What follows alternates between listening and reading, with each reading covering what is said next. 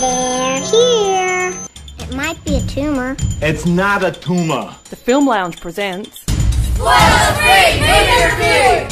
First you gotta do the truffle shuffle. Come on! With Chris Gooch. I'm the dude. So here's the thing. I'm looking at some of the country's finest thugs, and of course, young Mozart in a go-kart over there. You know, there's been so much talk about how cool Baby Driver is. So many critics and people are saying, man, it's so cool, it just oozes coolness. The film has been a long time coming, and now that it's finally out and I've had the chance to see it, I finally get it. The film is cool. It's so cool that it's almost like James Dean, Quentin Tarantino and David Bowie just got together and made Three Men and a Baby Driver kinda cool.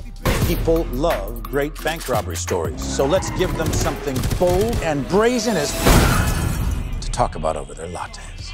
So, the film stars Ansel Elgort, who plays Baby, an incredibly talented getaway driver who drives to the beat of an astounding soundtrack. When Baby has finally paid off his debt to a criminal mastermind played by Kevin Spacey, he is pulled back into the world of bank robberies, carjackings, and danger around every corner, when his new job pairs Baby with some volatile yet indispensably cool characters including Jamie Foxx, Jon Hamm, and Eliza Gonzalez. In between all this, Baby is trying to run away with his new love Deborah, played by Lily James, and tries hard to protect his ailing foster dad, played by CJ Jones. Oh yeah, and did I mention it has a killer soundtrack and was written and directed by Edgar Wright? This shit is bananas, dog. Tequila. Now, it's been a long time between drives for Edgar Wright, with one of the more obvious reasons being his commitment and then departure from 2015's Ant-Man. However, this film really does feel like a return of an old creative buddy who wants to show you his latest batch of awesomeness. Of course, no sooner than 5 minutes into the film, we've had smarter storytelling, better cinematography, and more creative car stunts than all of the Fast and Furious films combined. But what makes Edgar Wright a one-of-a-kind director? It's hard to pick a director that has the same type of creative energy and enthusiasm as Edgar Wright.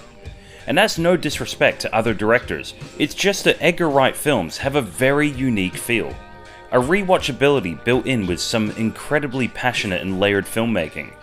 From the storyline, to the cinematography, to the editing, to the unadulterated embrace of the genre, Edgar Wright films always have that special something, and Baby Driver is no exception. You're damn right. So what makes Baby Driver's storyline so good?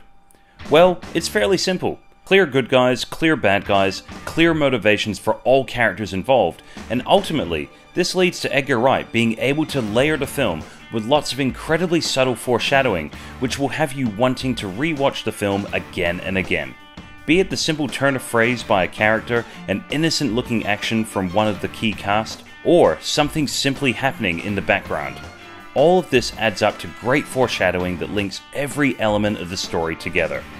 The cinematography is slick, once again thanks to Edgar Wright's third collaboration with The Matrix's Bill Pope, who has really helped to craft some of the most intense car and foot chases since The French Connection. And as I mentioned before, leaves the Fast and Furious franchise in the slow lane. But beyond this, Bill Pope frames each shot to have impact, to have meaning. This obviously feeds into Edgar Wright's foreshadowing and storytelling, but ultimately means your eyes are glued to the screen at all times. Add to all this Edgar Wright's editing style, which keeps the story moving, keeps the film lean, and only enhances Bill Pope's cinematography.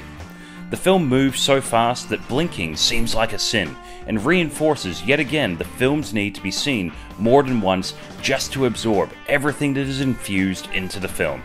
Find something funky on there. Just in case we gotta rip this joint up. Much like his previous films, the movie is edited in time with the soundtrack. However, this time, the soundtrack plays an even bigger role. It drives the story and sets the pace, and like all the songs featured in the film, it's fast, lean, and pulsating to say the least. Of course, the editing, cinematography, and storyline are all in service of the getaway driver genre. Much like all of Edgar Wright's other films, he fully immerses himself and the audience into the genre. Every word, every action is in service of the genre. Characters act the way you'd expect in this genre, the beats hit in the way they should for a genre like this, and Edgar Wright manages to imprint freshness to all these elements due to his passion for a project. But is this film for everybody? It should be, but it won't. Some viewers may find the convenience and connections within the film all too convenient. The humor may not be to everyone's taste, and the genre may not necessarily be that appealing. However, if you're looking for something fresh, fun, and most importantly, in a world filled with prequels, sequels, in-betweenquels, adaptations, and remakes, something that's original, you may just find something to watch and rewatch again and again.